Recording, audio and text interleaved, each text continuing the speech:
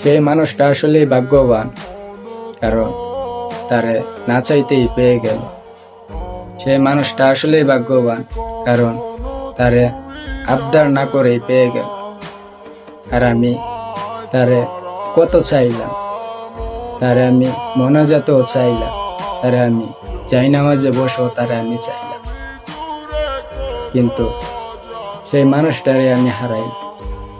আসলে মানুষটারে কতটা আগলায় রাখতাম, কতটা মায়া দিয়ে আগলায় রাখতাম তারে, কিন্তু সেই মানুষটা কতটা ভাগ্যবান, তারে না চাইতেই পেয়ে গেল।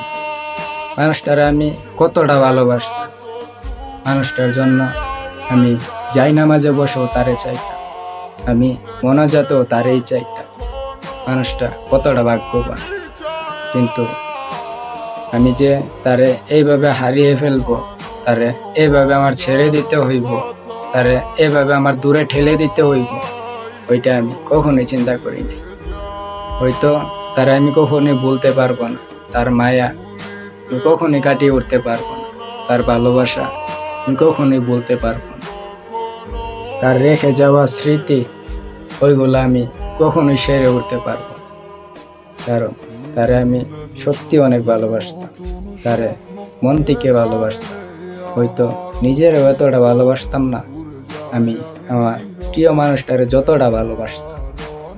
মানুষটারে এভাবে হারাবো, ওইটা আমি কখনোই কল্পনা করি নাই, ওইটা আমি কখনোই ভাবি।